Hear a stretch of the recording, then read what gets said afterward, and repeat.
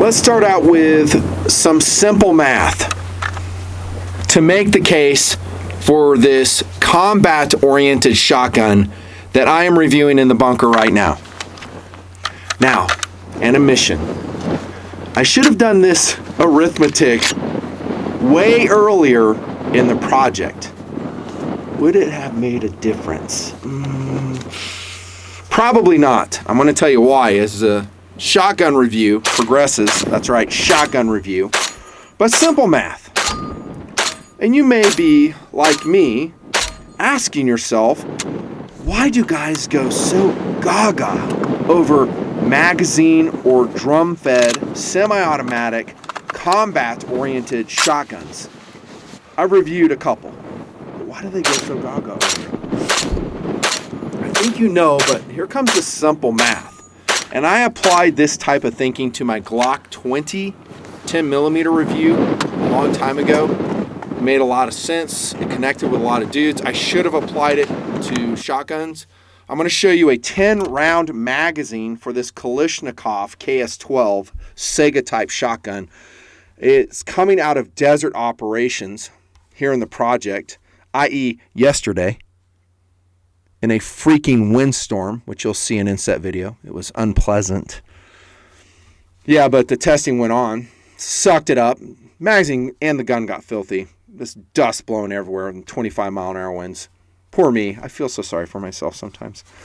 Back to the magazine, though. If you load this with full power, double-aught buckshot, and I'm ballparking here. Here's the math. 30,000 foot-pounds of energy. Ladies and gentlemen, that's why guys go gaga over the Saiga, which this shotgun basically is. This is a Saiga shotgun, and I cannot believe that finally, officially, I am reviewing a Saiga type shotgun. And yes, I know all about that it's too late. I mean, Saigas are no longer being imported. The ones that you were able to purchase for like $600, maybe even $400 way long time ago, they're like $1,000 plus. Even unconverted ones, still in sporter configuration as they were imported, they go for a lot of money.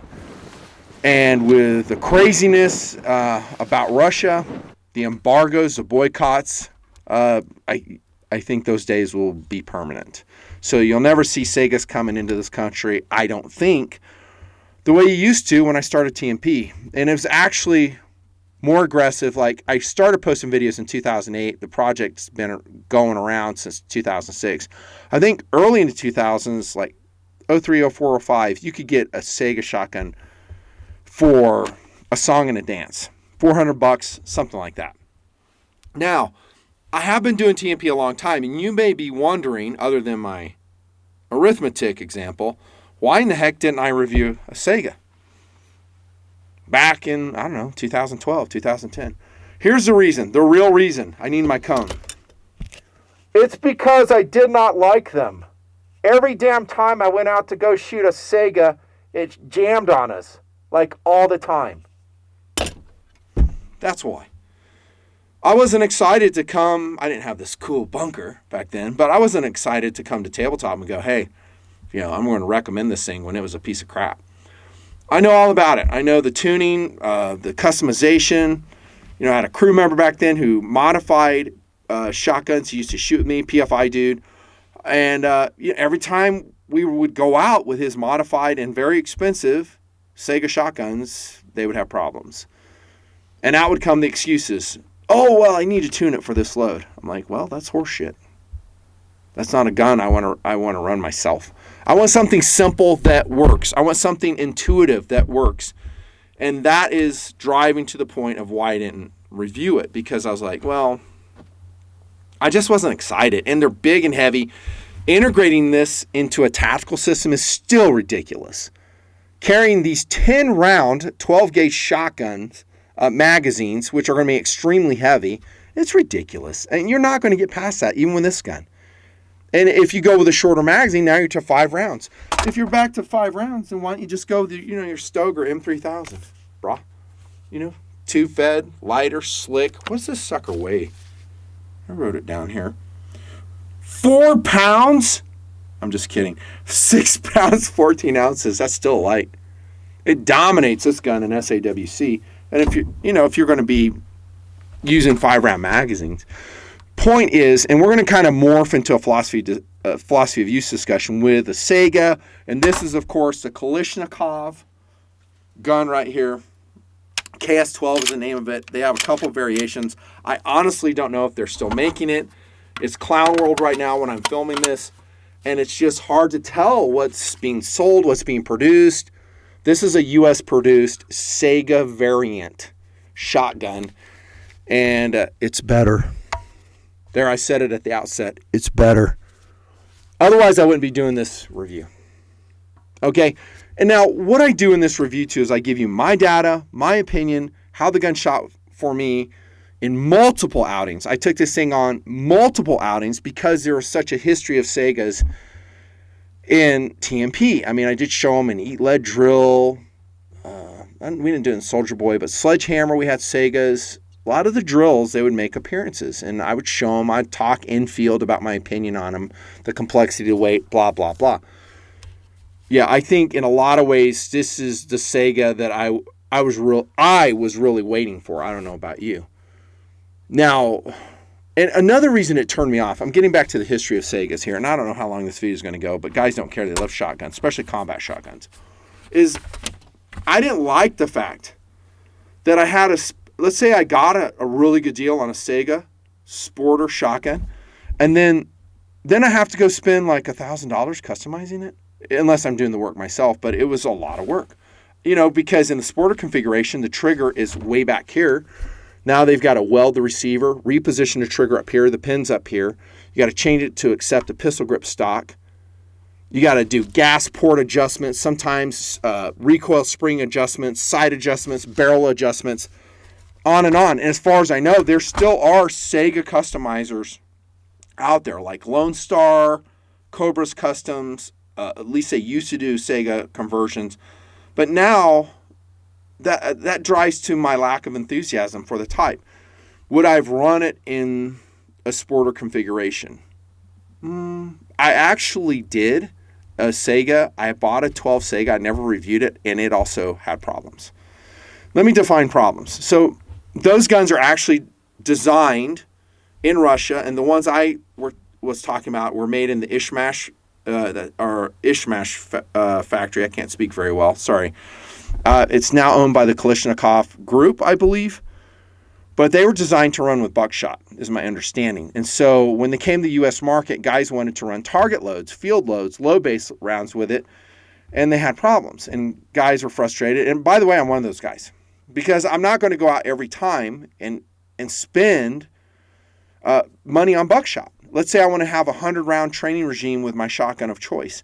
I'm not going to always go out with buckshot. It's too expensive, and it beats you up. And it's also, it will put wear and tear on your gun a lot more than low base round will. Yeah, but nothing fancy. It's an AK variant. It'll take it. Still wear and tear. Still wear and tear. Same guys that tell me that it'll take it say, hey, by the way, I need spare parts for my AK. Well, you just told me it will last forever. Well, you never know, though. So I wasn't excited about the whole conversion thing for the Saiga. It just annoyed the heck out of me that I would have to go put money and time just to make this gun work. And it's already big and heavy. This one's still heavy. What is this? 8 pounds, 10 ounces with a 10-round mag. So this is almost 9 pounds, and that's empty. That's not loaded. It's still a big system. But here we're siding with firepower, obviously, not lightweight and high speed. But that drives to my lack of enthusiasm. And as we go into philosophy of use, I'm just being honest with you, put shrouds, muzzle devices, gas port work into it, and then I got a $3,000 auto shotgun. And by the way, PFI dude brought those out. By the way, where's PFI dude? Who knows? I do talk to him once in a while, but he sure ain't in Patreon. So like a lot of people, he's just kind of drifted away. And yet I press on. Thank you. Yeah, but he'd bring these customized Saigas out that were supposedly squared away, and they'd still have problems. this is my point. It's like, well, let me just tune this up. And we'd wait, an hour and then shoot, And let me be honest, a lot of times they worked well. Like he would shock and shoot them and they'd work well. And then when I ran them, I broke them. They wouldn't run so good. Not always. Okay, let's jump ahead into the present day, right? This is from Kalishnakov USA, not affiliated with the Russian Kalashnikov group. I understand. It's just a U.S.-based company, and it's obviously a 922R compliant semi-automatic standard capacity. This is the magazine meant for this gun. Standard capacity, not high capacity, but standard capacity. Sporting shotgun.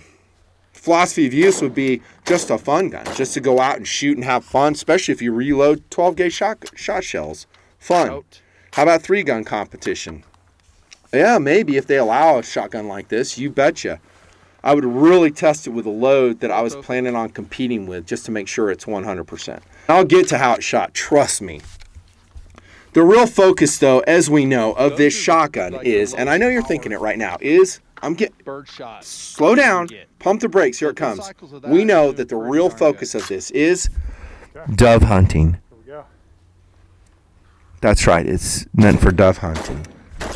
It's a great dove gun. I mean, you can't use the 10 round mag with it. You probably, what's the limitation, like 3 + 1, something like that? Yes, I'm joking around. Dove hunting, snipe hunting. Yeah, it's a snipe hunting gun. Yeah, could you hunt with this? Of course you could. But again, the legalities of this come into play, and I honestly don't want to carry a magazine-fed shotgun around in the field. It's just stupid. Now, I just probably offended 2 guys in the world. They're like, I did it. I went hog hunting with it. Actually, that would be kind of cool. But hog hunting is different, dude. Hog hunting really isn't hunting. It's just pest control. Pest control is different. I would take this out on a pest control sortie. You betcha. Some NV on it. Put one of those Balder, the Olight Balder IR designators on there. Put a knot on. Now you're talking. Yeah. And by the way, you're doing the environment a favor when you go and harvest those hogs. They do so much damage to farmers' fields. That's different. That's not really hunting. That's pest control. No, hunting's like deer hunting, elk hunting, something like that. No, the real focus of this is without rule of law. This is a weapon to defend your home with. That's where they love this gun. It gets back to my intro. 30,000 foot-pounds of energy in one 10-round magazine. Throw in a 20-round drum. Oh my goodness. The figures get more impressive. Thank you. Yes, but it doesn't matter unless it is reliable. Okay, we're going to get to that. I know. I got to cover features real quick. We're going to get to that. Trust me. Features. Philosophy of use. Do I need to add anything there? Oh, yeah. I'm going to add this. It's just friggin' cool. Can I say that? It's just, especially in this configuration, Kalashnikov USA put this CAA furniture on it in this, what is this, flat desert earth? It's just freaking cool. I mean, the furniture on this, the stock is perfect. The pistol grip for an AK variant is perfect. The handguard, perfect. And it looks great. And it's not like a 10-pound Saiga variant.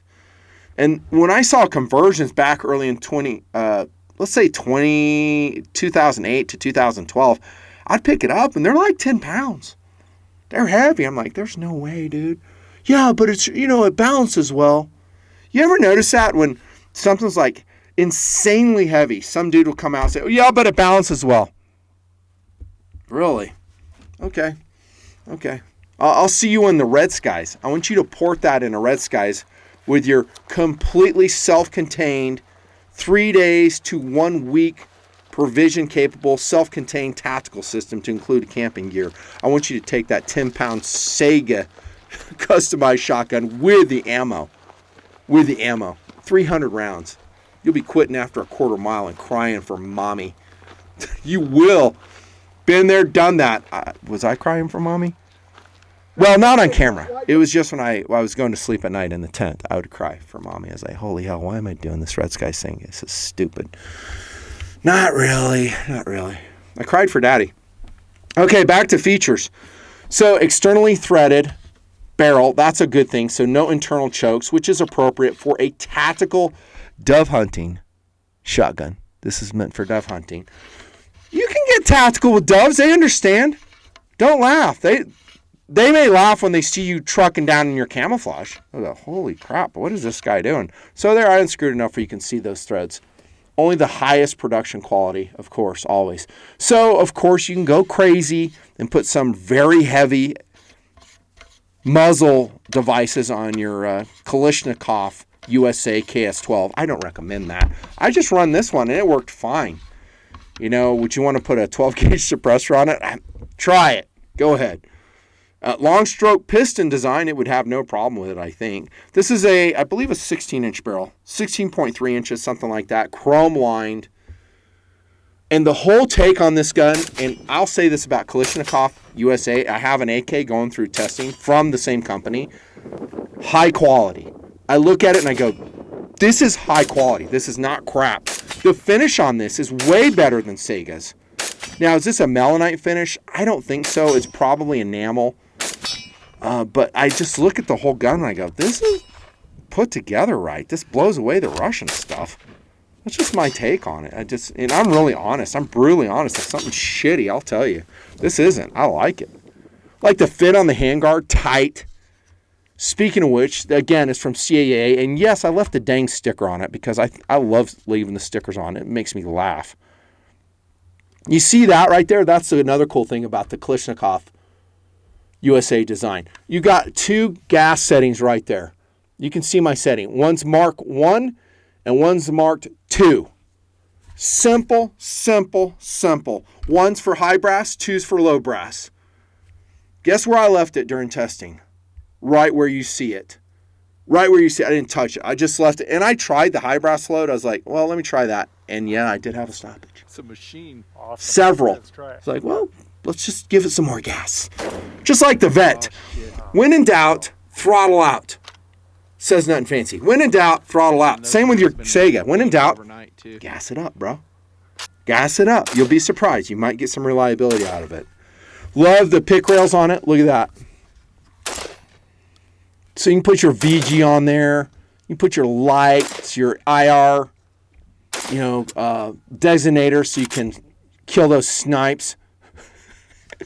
We have those simple, rudimentary sights that AK variants are known for, and there's no improvement here. It has an insanely short sighting radius, which I detest, but that's what you get when you have a hugely long top cover. Welcome to the world of AKs. Would I change this sight out? You might be surprised in me telling you no, I would not. What I would do is make this front bead fluorescent with a coat of white fingernail polish, let it dry 24 hours. Then, of course, as you've seen, fluorescent orange fingernail polish. And yes, it will wear off, but it would make that sight much more visible. This is actually a short-range gun. You're not going to be killing your doves beyond 40 yards. I don't think so. And no, I didn't test this with slugs. So you made a case, well, I want to shoot slugs at 100 yards. And I don't know how good these sights would do. They're pretty coarse. There's a lot of air in there, and you got a freaking shotgun bead. You might want to just attach to the included, by the way, optics rail on a Saiga variant. That's pretty insane. Adds a little bit of weight, like 3 ounces, whatever. But you could put a mount on it. The only thing is, anytime you put a mount on your freaking AK, it adds weight. Even the good ones add weight. A lot of weight. And then you put a red dot on it. You might experiment with putting a laser on this handguard, but is it laser stable? For a shotgun, for shot shells, you bet. But for max accuracy with a Sabo slug, I think you'd be disappointed. I mean, this section right here is moving. There's just a little bit of movement in it. I didn't tighten them up. But as far as comfort goes, the thinness of the handguard, it was fine. I didn't feel a need to put a VG on there.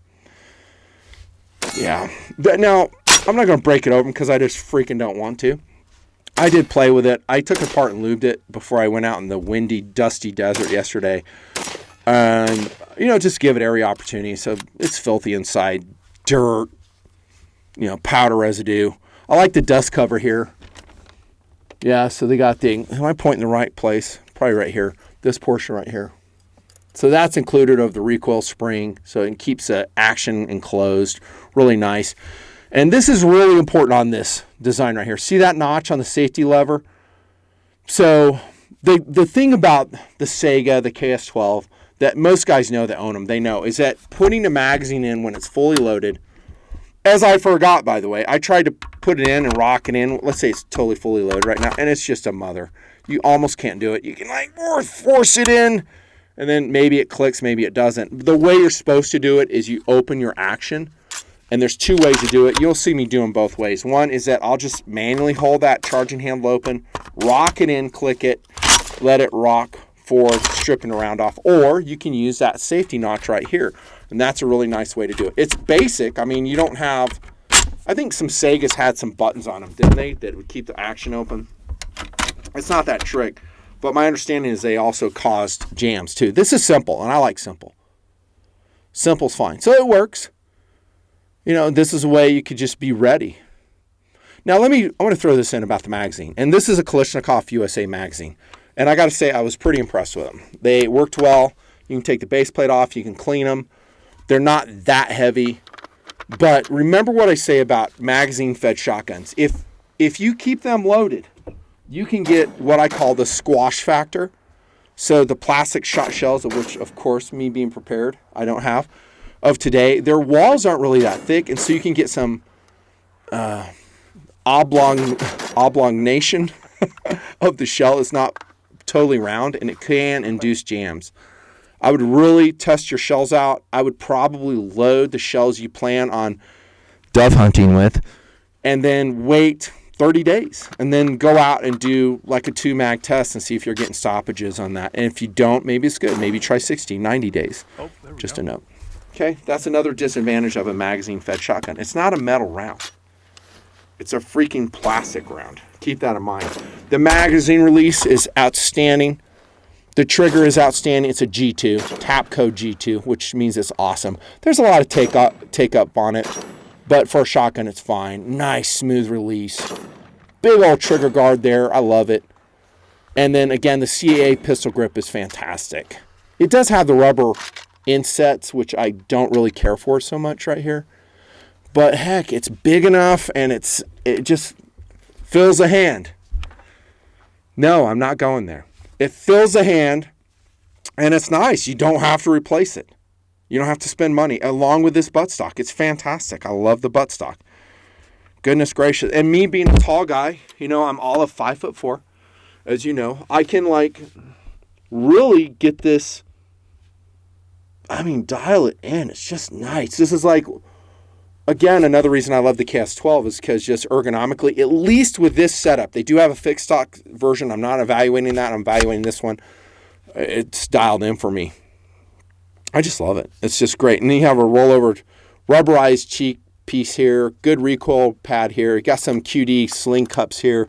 Got them on the front and the back for your sling. You got another sling system right here with the CAA stock.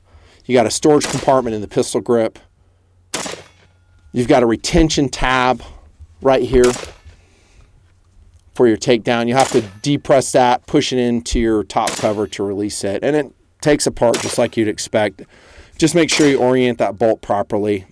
Lube that bolt up pretty good. I like keeping all my AK variants, not just Saigas, pretty lubed up inside, even though the world brags about how they don't need lubrication. I think you're just a lot better off if you lube it. Don't go insane, but put enough lube on the rails inside, and there you go. That's features, and I probably left some important stuff out, but I really don't care. Oh, here's one thing I left out, is that the receiver thickness, I did measure it, and I think it's like 1.4 millimeters in thickness. So that's a thick receiver, and the riveting is really nice on the KS12. Again, the quality, the optics rail seems fine, although I didn't evaluate its alignment. The way you would evaluate the alignment is you actually put a scope on it, maybe not so much for a shotgun, and you see if you can zero your scope in. You'd be surprised. Sometimes you'll get an AK variant rifle or a 74 variant rifle, and you cannot align your scope because they screwed up that optics rail. Easy to do. Oh, by the way, When you see me shooting this, you're going to see me shooting in my motorcycle helmet, and you might be questioning as to why I'm doing that. And the main reason I'm doing that is because I want to look cool. Yeah, that's really the main reason. Just look cool. Oh yeah, I don't have to put on hearing protection either. I just already set up for it. I haven't done that for so long. I need to do that more.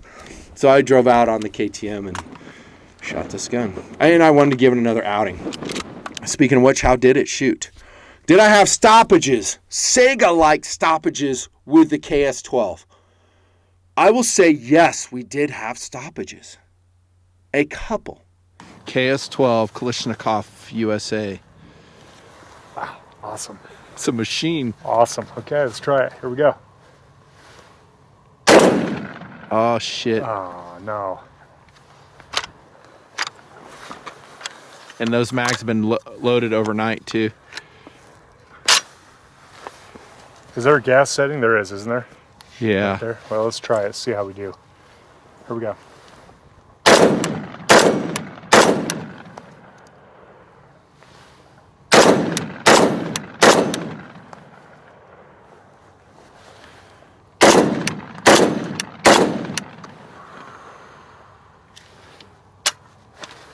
Out. It's doing pretty darn good. Okay, here we go.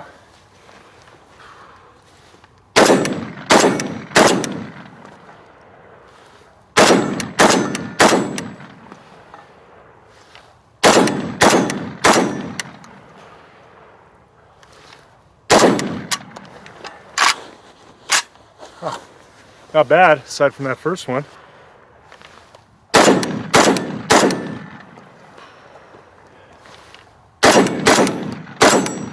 Shit hot. I want the target. Could blew the target over. That's awesome, man. You'd buy that, wouldn't you? Oh yeah, I'd buy this in a heartbeat. Yeah, me too. If you're looking for a semi-auto shotgun, that's a good choice. And the beauty of the Kalashnikov USA one is it is tuned out of the box. I don't have to fiddle with it like I did with Saiga's. It has 2 gas settings, and I just run it on the lightest. Right there. Yeah, I'm on 1. 1 or 2. So it's super simple. These are target loads. Walmart target loads, right? They're Walmart specials, man, and it's almost all reliable with them. It's hard to beat. That's pretty good. That's what you want in a semi-out, right? Exactly. With an AK pattern shotgun, that's saying something. 100% with buckshot. I've ran a bunch of buck through it already. It's nice. And what loads were they? I don't remember. And thanks to Jardine, the crew member, who helped me shoot it. So it was a multi-crew member shoot on this one, thank heavens. Multiple outings. I probably shot it way too much. I think when we went out, he and I, we had a stoppage or 2. And then they went away. I changed the gas setting, I think, to back to where it was. And then they went away. In my other testing that I did, I think I may have had 1 stoppage, and then in probably 400 round shot, including low base, high base. I'm talking buckshot and high brass loads. It was 100%. And yesterday in the dirt, I shot through 5 more boxes just to make sure I wasn't lying to you when I came to bunker. 100%. And that includes light field loads and buckshot. And some high brass pheasant loads. There you go. Now let me tell you this. I was in Gunnies, a Great American Gun Store, and I saw a guy coming in with a gun that looked just like this. It was a KS12, same exact variation. He didn't know me from Adam, so he goes, hey, I want to sell this gun. And I pulled him aside. I was like, hey, what are you doing? It's like, I'm selling this. It's a piece of shit. I was like, really? I was like, what's the deal? He goes, I can't get it to run. I was like, and I was going through testing with this, and mine had been running really good. And I tried to ask him, I was like, where'd you put your gas setting at? And he didn't have an answer. I was like, oh, he didn't read the manual or anything. So he probably had I can't really tell. Did he have it on the wrong gas setting? But he was not happy with the gun. And I'm telling you that because I want to represent another side to this gun, that there are people who have bought KS12s and they run just like Saigas. In other words, with low base rounds, they don't like them, and some with even high base rounds. Remember what I said at the outset. I'm just coming here and telling you what my data was. And And that will drive to the fact of, would I buy one? And by the way, I don't have paper to show you for patterning. It's a cylinder bore. I don't like blowing my targets up. So you can let's just close our eyes and imagine it. There's a bunch of holes. Yeah, paper holes. Yeah, it does paper punching pretty good. I think it'll kill a dove. Okay, good enough. Would I buy one of these? Heck yeah, I'd buy one. Heck yeah, especially if I get a good price on it. A KS12 to me is a modern production Saiga that solves, I won't say all, but most of the problems with the design. I'm talking ergonomically, I've talked about that. The gas port adjustment, the quality level is super high. It's completely 922 compliant. You don't have to go waste time and money giving it to some customizer. Not that there's anything wrong with guys that do that. I'm all for it. But it's expensive to get a Saiga to run right. It's an out-of-the-box, turnkey, 30,000 foot-pounds of energy combat dove gun. Dove gun. Oh, and by the way, it's more comfortable to shoot with that long stroke gas piston. It soaks up a lot of that recoil. So I did say you'd get beat up shooting buckshot, and you will. I'm not going to lie, but it's a lot better than a pump shotgun that delivers it 100% to your freaking shoulder. Yeah, I would totally buy one. It's recommended. I can't believe I'm saying that, but it is. Great job, Kalishnakov USA. I don't know if you're still producing this or what your status is. I stay very aloof and distant from all the gun companies. That has turned out to be the right way to do it. But yeah, if you see one of these and you're in the market for 30,000 foot-pounds, more if you run a 20-round drum.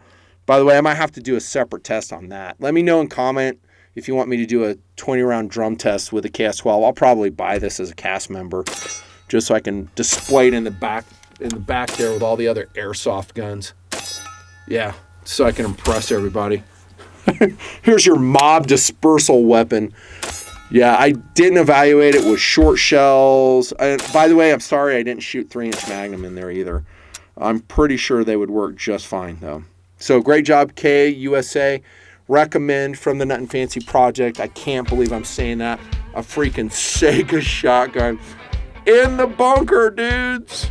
It's fun to shoot, by the way. Did I mention that? Really fun to shoot, at least with the low base rounds. It just shucks them. There you go. Review complete. Round of applause to the names you see scrolling across the screen. These are elite long-term donors to the Nut and Fancy Project. They are the ones that bought all the fuel, the food, the gas, and the ammunition to make this happen. And apparently the gun price too, because guess what? I'm not giving these guns. I have to buy them just like you. And I'll purchase this from Handgun Haven. Thanks again. Signing off. We'll see you next video.